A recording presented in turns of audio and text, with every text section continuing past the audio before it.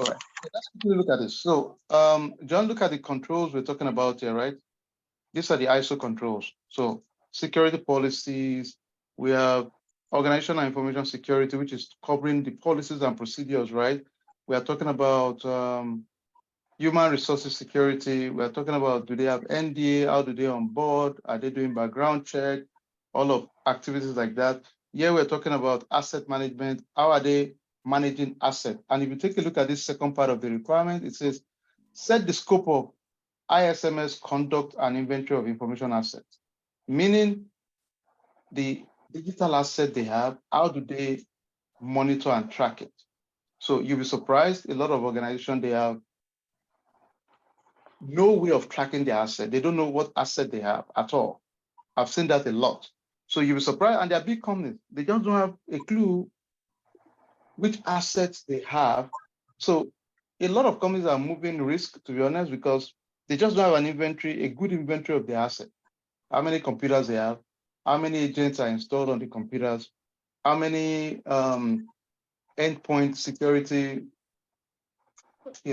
information they have about each one of their terminals. They don't know how many routers, how many switches. Some people don't know. They have no clue. And that happens a lot. So let me pause for a second, John. But the bottom line here is, one is asset management. Second is talking about the general security controls.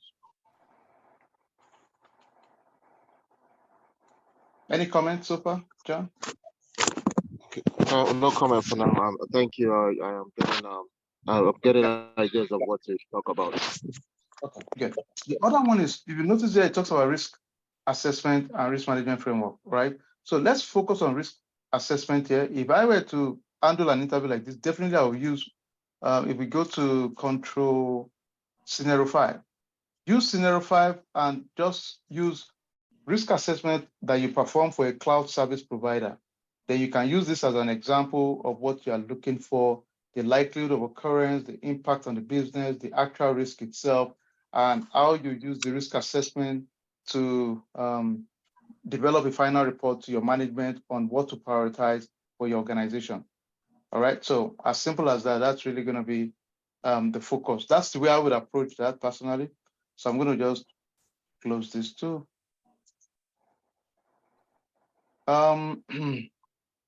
Complete ISO statement of applicability and required document and record list. It typically is most around reporting here. So whatever the reporting requirements are, we'll just align. Now look at this, says perform internal audits. Many times the reality is that I don't think we are the ones, depends on your role. The ISO audit could be part of your internal audit already. So we would have to need more information about this. So if they wanted to do internal audit based on ISO 27001 controls, then that's easy. All you need to do is just to come here, use these controls. Remember, I've developed some questionnaires for you here.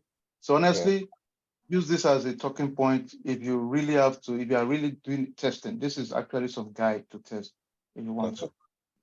All right, let me just, let me strike this out. All right, let's look at this. Design, establish, implement, and continually improve security policies, procedures, process. Now, let's be honest, ladies and gentlemen, let's face it. Most companies, especially this big organization, are not waiting for you and I to come and build their policy from scratch. They already have policies existing, right? Some of them have been old, or, So mostly you're coming in to take a look at the policies, make recommendations. If there are new things, new technology that are gaps or missing, we can enhance it and give feedback. Or if the policies are not reviewed, then we can say, you guys need to be reviewing your policy, right? So those are easy things to quickly win in general.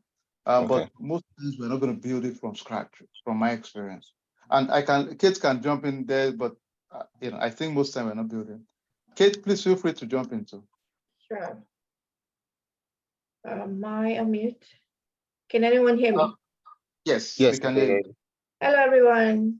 I'm glad to be a part of this. This is surreal. It's exactly what you're going to be doing at work. Isakife was mentioning. Yes, a lot of the policies are already drafted, unless you are the one that would be overhauling and just starting up the GRC GRC department. Like I am in my department, but most departments already have some tracks.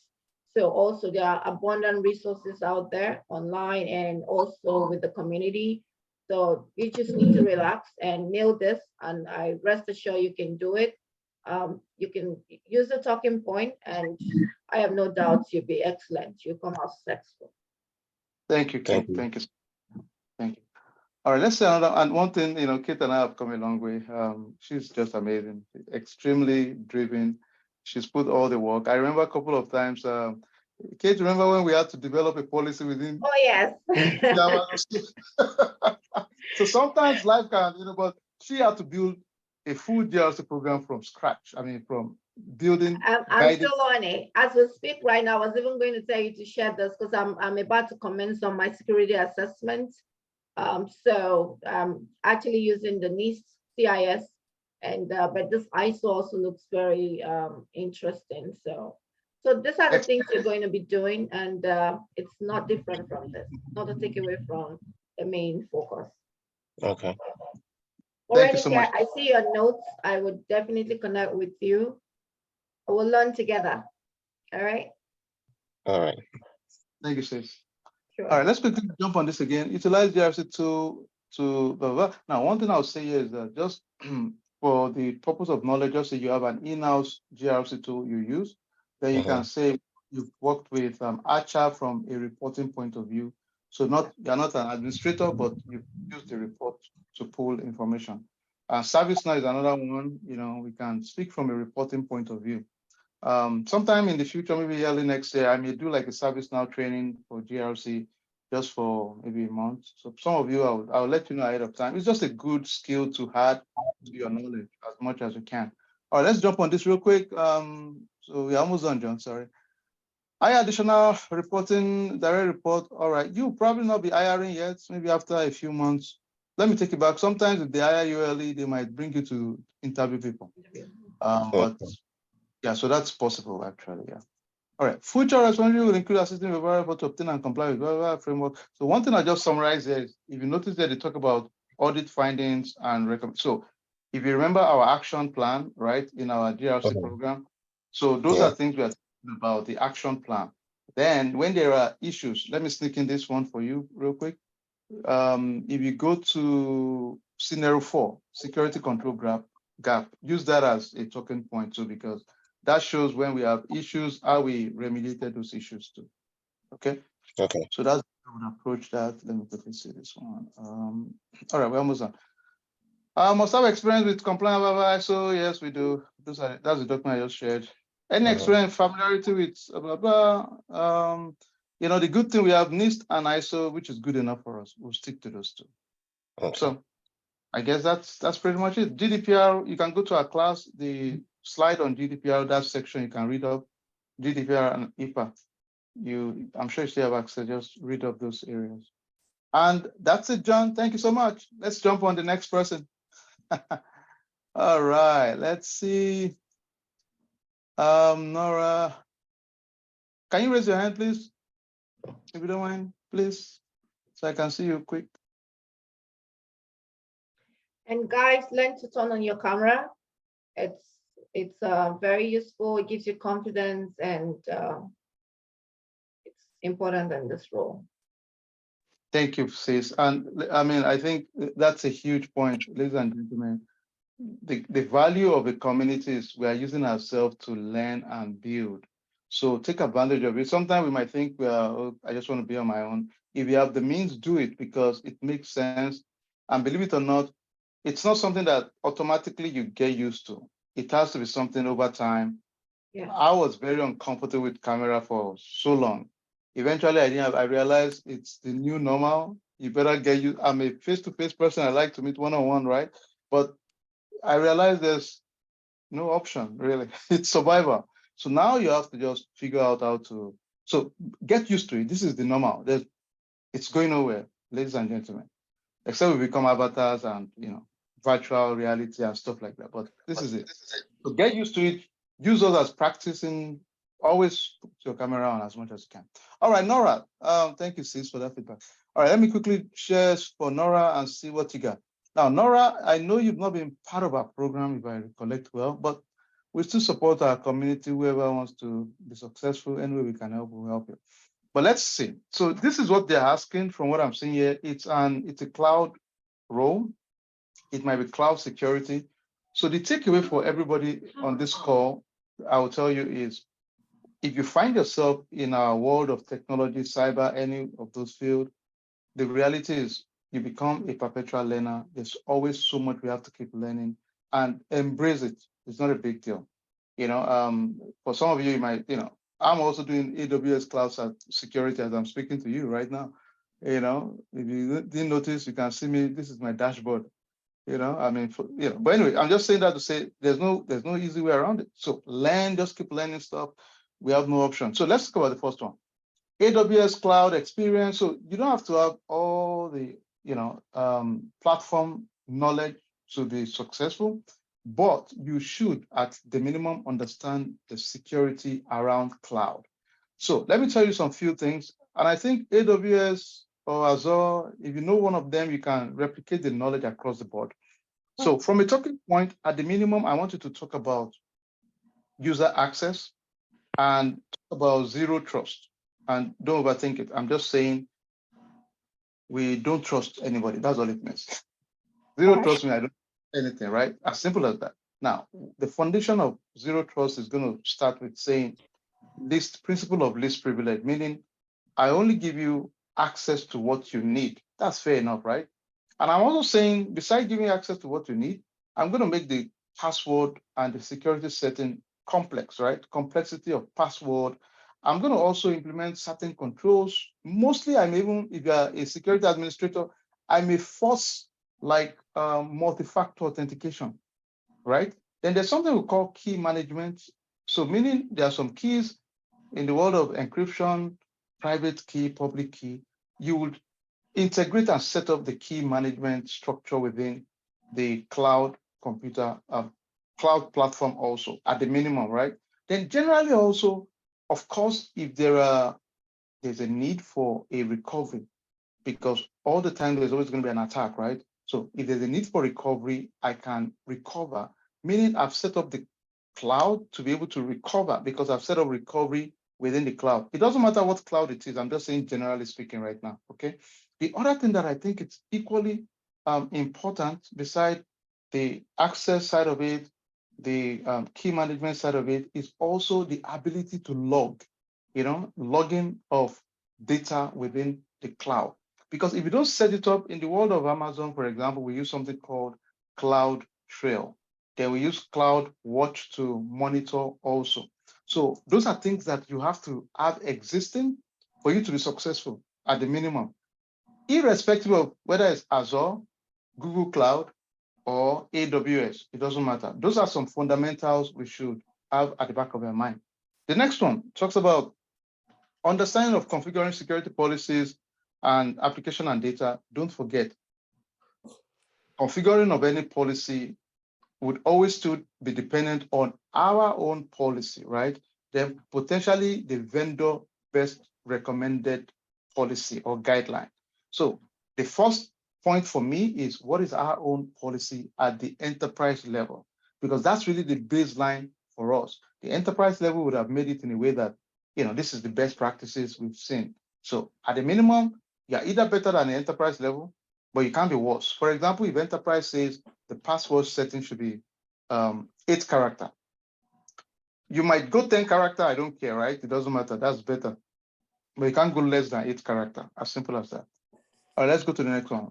Experience with designing, implementing, and managing technical and compliance programs such as PCI, SOX, CCPA. Let's strictly monitor SOX. Let me quickly, and I sent this document to you also. So this document can be helpful to you too. So make sure you take a look at it. For that SOX side, go to this part of the document that talks about, if you see here, there's something here that talks about, this is SOX. This is SOX, okay? So we just go here, terminated user, new user testing, transfer user, system security, for change management. So this is SOX testing. All these things in red are the SOX side of it. So go to the document, use this as a guide for you to talk about that particular topic. Okay.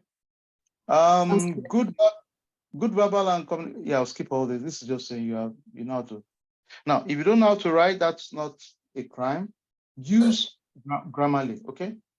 No matter how smart you are, honestly, I think Grammarly will make your life much more efficient. So it's not my company, so I'm not promoting them for anything. But always have a knowledge of these guys. These guys are good. I don't know how anyone will survive without them, really. It will make your life much more efficient as much as possible. So just take advantage of it. This is a good one out there to take advantage of, okay? The other thing you'll see here is, for those of us now, guys, ladies, many times there's always a reason to the madness. Sometimes it will sound crazy. I'm taking an agile program that I'm mentoring and teaching a few folks. Some of you might be on the call here that are also doing it. But look at this, ladies and gentlemen. This is a GRC role, but look at what they're even asking. Strong understanding of agile methodology. So that's even a big deal, right? So I know Kate is a certified agile. She certifies people. Kate, can you talk a little bit about that so people will know what to, if they want certification? Okay. So I'm an SPC, which is a Scale Agile consultant. I could certify you up from Scrum Master, Product Owner, Product Management, Scale Agile Network, Advanced Scrum Master, and so forth. And then being an SPC is actually, it's like one more level to the advanced, which would be the PhD, but it's like the top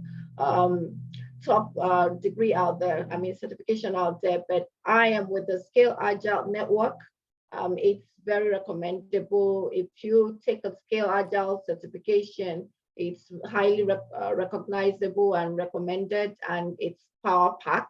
So you have access to a lifetime of resources as well. So not to digress further, I'll hand it over to you, Mr. Kifewa. Thank you, sis. And I know some folks have asked me about that. So if you can reach out to me to do that, I'll link you up with Kate. All right, cool. The other thing is understanding of cybersecurity and privacy regulation. Now, one thing I'll tell you, if this is something, just to keep it handy, if you go to one of our guidelines here is about privacy, you can check this out. This is for privacy impact assessment. Think about it. This is not complex. I'm saying right now, you are using a new solution within my environment. And because of privacy concern, GDPR, CCPA, and other regulation out there, we want to check whatever solution you're bringing in, if it's in compliance in terms of our privacy, as simple as that. So this is a good scenario you can also sneak in your conversation. All right, so take advantage of that. Certifications, if you don't have this, that's okay. Just put CSIM in bracket in view that you're working towards it. Let them give you the offer, then you now take it serious and go get it. Scripting experience with Python, PowerShell, etc. To be honest, most times nobody's asking you to be a coder or to do any of those, but many times it's just because they might want you to modify and enhance certain scripts if there's a need to. It's not a deal breaker most of the time. So if you want to Google a few Python foundational class for 10 minutes online, and then now you are just, beginners Python. Google beginners Python. All right, let's quickly wrap this up. We have 5 minutes to go. Let's see if anything else. In this way, you mature processes and practice the cloud. So maturity of processes and procedure, let me quickly sneak this in there. Go to scenario 1. This scenario 1 we had is for a company that implemented a cloud service provider, Amazon, right? And they needed to make update to their acceptable use policy. So some key elements were introduced into that policy. For example, key rotation, multi-factor authentication, backup and recovery. All of these were things they integrated into that process. You can use that as a talking point also. All right, let's see. Sorry, I have a drop dead timeline. 12:29 on the dot. I think most of those are going to be pretty repetitive, and you pretty much covered it. And I just want to say thank you very much for this opportunity. Like you said, I haven't been part of your training or program, but you welcome me and you're willing to do this, and I really feel grateful. Thank you so much. No worries. We just want you all to be successful. That's all. And all right, I wish you all the best. Thank you everybody for taking the time. Sis, you're awesome. Thank you so much. Yeah, We'll bro. talk soon. All right, Thanks, thank you so everyone. much. See you around. you. Bye. Bye.